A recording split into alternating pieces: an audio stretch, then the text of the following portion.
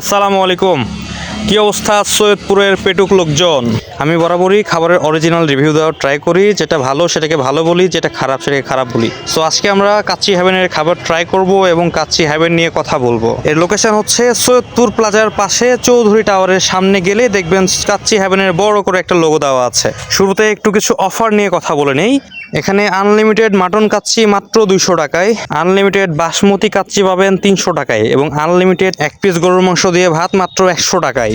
স্ক্রিনে যে পিৎজা দেখতে পাচ্ছেন এইটার দাম হচ্ছে 420 টাকা, যেটা অফারে মাত্র 220 টাকায় পাচ্ছি আমরা। সো খাবারের রেটিং আসলে পরে করব, আপাতত আপনারা দেখেন খাবার ভালো ছিল না খারাপ ছিল এটা একটু পরে বলবো। আর সাথে ট্রাই করেছিলাম আমরা চিকেন নাচোস।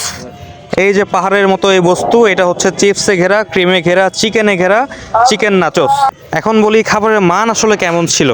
আপনারা যারা সৈয়দপুরের বাসিন্দা তারা সবাই জানেন যে এইটা আসলে চিলেকোঠা রেস্টুরেন্ট ছিল, যেটা অনেক ভালো একটা রেস্টুরেন্ট। আমি অনেকবার গিয়েছি, অনেকবার খেয়েছি।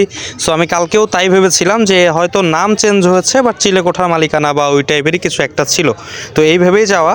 তো দেন যাওয়ার পরে আসলে যেটা দেখলাম যে কাচ্চি হ্যাভেন নামের সাথে তারা আসলে সঠিক বিচার করেছে যে এখানে আসলে কাচ্চি বা ভাত এই টাইপের খাবারের জন্যই বেস্ট। আমার কাছে আসলে ফাস্ট ফুডের জন্য যে খুব বেটার আমার মনে হয় নাই।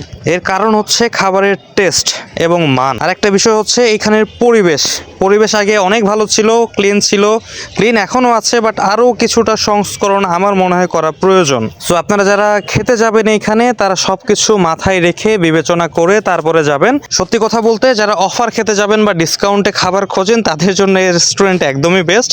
আসলে খারাপ না, এমনিতেও ভালো, বাট হচ্ছে যারা কাচ্চি বা ভাত বা হচ্ছে এই টাইপের খাবার খেতে চান বা পছন্দ করেন মূলত তাদের জন্য এটা একদমই সেরা।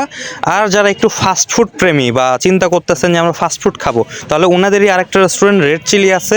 যদিও বা খাবার ওইখান থেকেই আসে, বাট আমার কেন জানি মনে হয়েছে যে রেড চিলির সাথে এটার খাবারের আসলে কিছুটা ডিফারেন্স আমার কাছে মনে হয়েছে।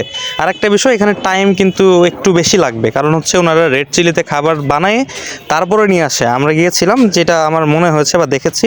যাই হোক, আমি আসলে নেগেটিভ রিভিউ দেওয়ার জন্য আসি নাই, বাট আমি আসলে অনেস্ট রিভিউ দেওয়ার ট্রাই করি। যারা আমার ভিডিও দেখে খাবার ট্রাই করতে যায় তারা কোনোভাবেই ফেক নিউজ না পাক।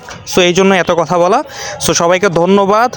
কেউ খারাপভাবে কোনো কিছু নেবেন না। আমি আসলে চাই যে এই জিনিসগুলো সংস্করণ হোক, এই জন্য কথাগুলো বললাম। আর সবাই ভালো থাকবেন, সুস্থ থাকবেন। যারা এখনও লাইক কমেন্ট শেয়ার করেন নাই তারা এক্ষুনি সব কিছু করে ফেলুন, সামাজিক কাজে লেগে পড়ুন। সো পরবর্তী ভিডিও আসা পর্যন্ত সবাই ভালো থাকবেন। আসসালামু আলাইকুম।